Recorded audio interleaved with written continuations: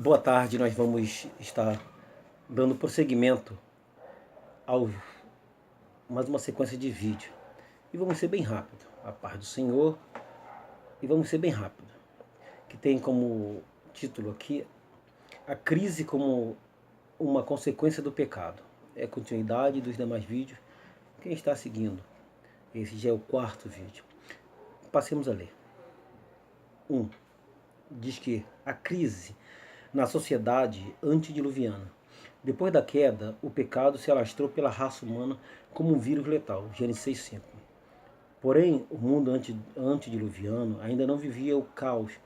Segundo as escrituras sagradas, não havia fome e a saúde do homem era boa, pois a expectativa de vida era bem elevada, chegando a quase 1000 anos. Gênesis capítulo 5, versículo 27. Embora houvesse provisão, saúde e expectativa de vida, o homem continuava longe de Deus e entregue a toda sorte de torpeza. Sim, por quê? Porque a terra encontrava-se corrompida e cheia de violência. Gênesis 6, versículo 11. Muitos, erroneamente, acreditam que a violência é a consequência da modernidade e do capitalismo. A violência é consequência do pecado e da dureza do coração do homem, que vive longe do Criador. Dizendo isso, não estamos negando que a pobreza, o desemprego e a falta de acesso à educação contribuem para o aumento da violência. Muito bem. Olha, diz lá em cima assim, ó, depois da queda, o pecado se alastrou pela raça humana como um vírus letal. Sempre quando houver desobediência à palavra de Deus, vai acontecer uma crise. Aconteceu a primeira crise foi entre Adão e Eva. Houve um desentendimento entre Adão e Eva. Tanto que sim, que quando Deus perguntou no jardim onde que eles estavam, tá? E quando descobriu, eles falaram que eles estavam nu. E Deus perguntou, quem te falou que você estava nu? Tá? Então um começou a botar a culpa no outro. Então houve uma crise ali, um desentendimento. Tá? As coisas não iam bem para o casal. E depois disso, depois da consequência, tá? Houve Caim e Abel. Caim entrou em crise quando viu que o sacrifício de Abel era mais aceitável. Falando nisso, por que o sacrifício de Abel foi mais aceitável? Como no vídeo anterior eu expliquei, Caim se identificava com aquelas ovelhas. Caim, ele via a necessidade de ser como ela. Assim como ele pastoreava as ovelhas, levava as ovelhas para aonde havia pastos verdejantes, e depois levava as mesmas para tomar água e os guardava em seu redil. Então ele percebeu que ele estava cercado de cuidados de Deus. E quando ele ofereceu aquela ovelha, ele estava se auto-oferecendo porque ele se via naquela ovelha. Ele via que ele precisava de um pastor. Ele via que precisava de cuidados. Então ele se ofereceu no altar. E ao se oferecer no altar, Deus viu a intenção do coração de Caim. Ou seja, Deus viu a intenção no coração de Abel. Já Caim, ele estava em crise. A crise se instalou nele. O ciúme se instalou nele. A crise traz consigo o pecado. E o pecado traz consigo o desespero. E o desespero traz consigo a desesperança. Caim se viu desesperançado. Então, como diz aqui, depois da queda, o pecado se alastrou pela raça humana como um vírus letal. Então, a crise, tá? E o pecado no original quer dizer uma besta fera que salta ou que está à espreita no caso do homem.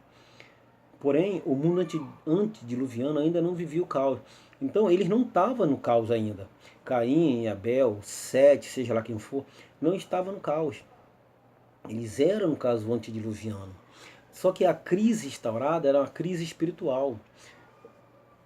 E chega mais um pouquinho aqui. Eu quero te dizer que é uma das crises piores que o ser humano pode enfrentar ou está enfrentando. Não é crise que faz o dólar cair, não é crise desse chamado mundo capitalista, ou a crise onde que os alimentos sobem e descem, ou a crise do dólar, ou a crise dos barris de petróleo, mas a crise espiritual, essa é a pior crise. E o que estava acontecendo na vida dos homens pré-diluvianos. Então, não é a educação, ou a falta de educação, ou a falta de estudo, ou a falta monetária, que vai fazer, no caso, o homem ter uma crise espiritual. Ao contrário, quanto mais dependente o homem for, ele vai buscar socorro, e socorro em Deus. E quanto mais autodependente, ele é mais difícil de encontrar a Deus. Você vê que toda a geração de Caim, eles se tornaram dependentes. Eles fizeram, no caso, eles fizeram as armas, eles fizeram, tá, os instrumentos, eles fizeram a siderurgia, passaram o caso por ele, e tudo aquilo que pôs e se formou o homem político. A se dizer que Caim foi o primeiro, no caso, que a ter ideia de cidade. E com a ideia de cidade, vem as coisas que se necessita para que uma cidade funcione. Então, a primeira ideia de sociedade, de dependências sociais, partiu-se de Caim. Então, diz aqui que, embora houvesse provisão, saúde, expectativa de vida, o homem continuava longe de Deus. Meu amigo, minha amiga, não é porque você tem 100, 80 anos que você está perto de Deus. Isso não quer dizer, isso não é fator para dizer que você está próximo a Deus. Que Deus está te abençoando a ponto de você chegar assim, Deus está te abençoando, porque é Deus que te dá vida. Mas há uma crise espiritual, há uma consequência da crise espiritual. E diz que aqui, olha, a violência, muitos dizem que, erroneamente, acredito que a violência é a consequência da modernidade. A violência não é consequência da modernidade. A violência não é consequência de falta de estudo. A violência é a consequência da queda do homem. O homem se transformou em rascunho. O homem se transformou em um protótipo falido. Porque perdeu a luminosidade espiritual, perdeu a graça, perdeu a glória a qual Deus havia dado, ok? O qual Deus lhe propôs. Deus é santo e não pode tolerar o pecado. Por isso decidiu frear a maldade. Frear a maldade do homem, trazendo o dilúvio. Mas Deus também é misericordioso, em sua bondade e misericórdia. Ele determinou que Noé construísse uma arca. A arca serviria para abrigar Noé e sua família, os animais e todos aqueles que acreditassem na pregação do servo de Deus. A arca era um refúgio contra a ira de Deus, mas aquelas pessoas não creram na advertência de Noé e não quiseram buscar refúgio em Deus. Somente Noé e sua família foram salvos das águas do dilúvio, formando uma nova civilização. E é interessante que, assim como Noé, o profeta Abacuque, o nome Abacuque quer dizer quem não falava hebraico, quem falava acadiano, o nome quer dizer planta aromática. E já o nome Abacuque quer dizer abraço forte.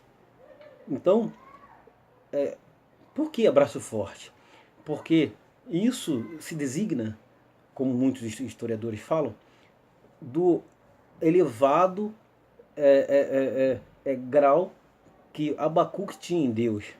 de falar, no caso, em Deus, de se aproximar, no caso, em Deus. Abacuque, ele tinha algo chamado fé.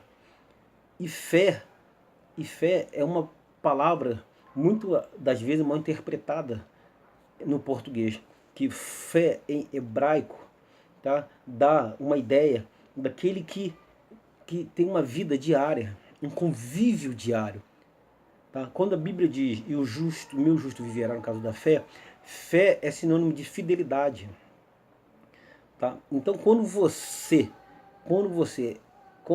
assim como Abacuque, acreditava, tá? Não somente pela tua fé, mas na fidelidade de Deus. Meu irmão, no meio das crises, Deus é fiel. Deus, assim como Deus, ele, em meio das crises, ele socorreu, no caso, a Noé. Noé pregou de várias formas, de várias maneiras, ao construir a arca, ao falar, ao buscar, no caso, as madeiras, ao descer, ao se alimentar e até com seus vizinhos. Porque muitos foram até Noé. Já Abacuque, ele abraçava as coisas de Deus. Ele abraçava a ideia de Deus. E quando ele diz, no caso aqui, até quando, Senhor, clamarei e tu não me escutarás, gritarei violência e não salvarás, essa palavra violência no hebraico quer dizer ramais. Você já deve ter ouvido esse nome, ramais. Então, ramais quer dizer mãos cheias de violência. Então, diante de Abacuque, havia um povo cheio de violência. Havia um povo que deixava as crianças nascerem e basicamente dava aos seus filhos. Havia um povo diante de Abacuque que profetizou para Judá e não em si para Israel. Havia uma decadência espiritual. Abacuque ele está interrogando a Deus, ele está buscando a Deus. Ele não está entendendo. Ele não está entendendo por que ele clama. Ele fala, até quando, Senhor, clamarei e tu não me escutarás? Gritarei violência e não salvarás. Será que essa não foi a mesma razão de Noé? Será que Noé não estava clamando? Será que Noé não estava buscando? Até o dia que o quê? Até o dia que o quê? Que Deus fala para Abacuque que o quê? Olha, vede entre as nações, olhai e maravilhai-vos e admirai-vos, porque realizo em vossos dias uma obra que vós não crereis quando vos for contada. E bate, é como Deus estivesse falando para o próprio Noé. Noé está no meio de um povo incrédulo, um povo que casava, dava-se em casamento e não queria entender que Deus o estava chamando. Havia uma crise moral, havia uma crise espiritual. Meu amigo, minha irmã, meu irmão, e hoje não é diferente. Há uma crise moral, aonde que você vê que o fator familiar está indo por água abaixo. Há uma crise espiritual, aonde que diz que todo caminho leva a Deus. Há uma crise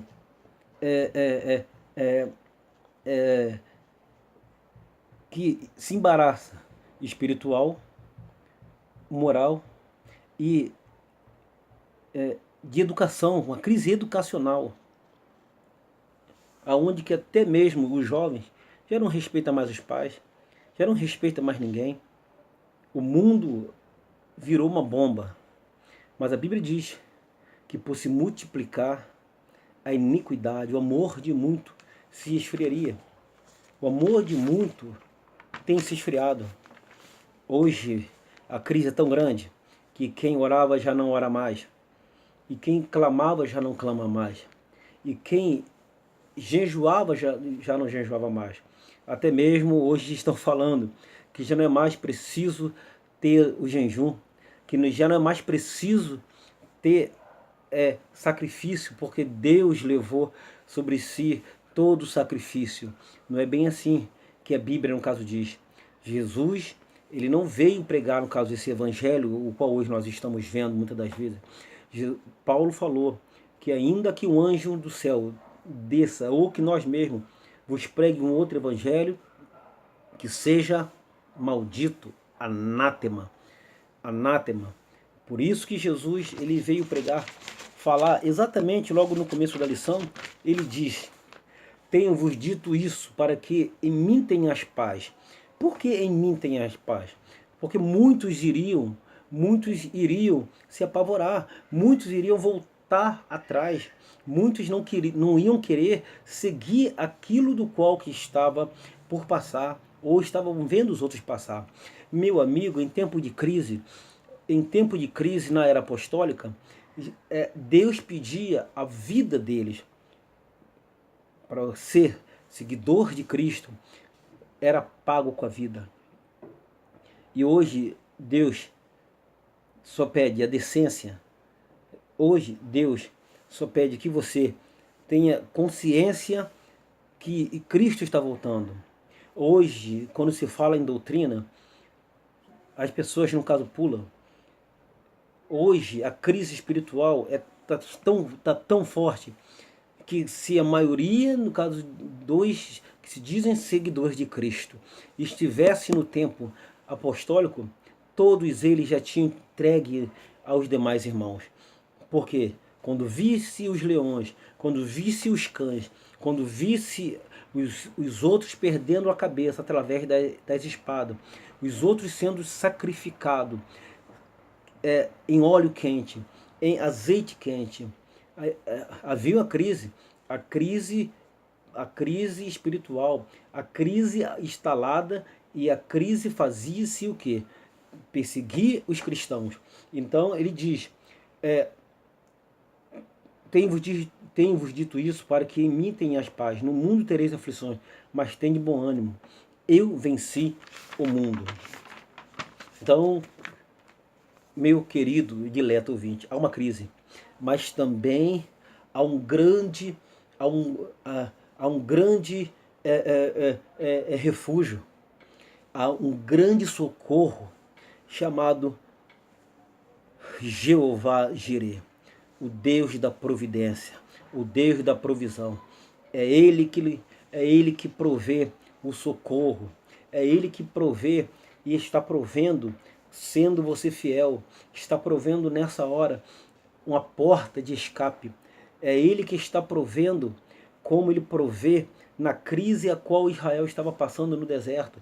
Não havia água, não havia alimento, não havia uma forma deles mudar as suas roupas, e as suas roupas estavam acabando. Ele socorreu aquele povo e também vai te socorrer. Deus, Ele é santo e não pode tolerar o pecado. Na crise espiritual, Deus, para Ele te atender, Ele tem que punir ou tem que mudar a tua forma de pensar. Ele te chama para Ele, para que você te chame para a sua luz, para que você veja a forma que você está. E se você o quiser, que Ele mude a tua forma, que mude a sua crise espiritual, você tem que descer. Você tem que fazer como Jeremias, na casa onde o homem estava fabricando o vaso. O vaso quebrou. E o Senhor falou para Jeremias o quê? Que assim como aquele oleiro estava fazendo o vaso, e o vaso caiu, e o vaso se desmanchou, assim era ele na mão do oleiro. Amém? Então, para a gente, no caso, encerrar essa parte desse vídeo, para não ficar um vídeo muito maçante, muito grande, nós vamos terminar por aqui, ok? Eu te espero no outro vídeo, que Deus te abençoe, Deus te guarde, lembrando, Jeová Jireh, o Deus da provisão. Ele provê saúde para você. Ele provê emprego. Não há crise do qual que ele não tenha uma resposta de saída. não há crise que Ele não tenha uma palavra de conforto para você. Ele tem e Ele é o conhecedor de todas as coisas. Eu costumo dizer que Deus, Ele é especialista no ser humano. Se Deus te falar, vá por essa porta, vá, que Ele sabe o que Ele está falando. Se Deus falar, faça isso, faça. Porque Deus, Ele é especialista em você. Fique com Deus e que Deus te abençoe e que Deus te guarde. Até a próxima.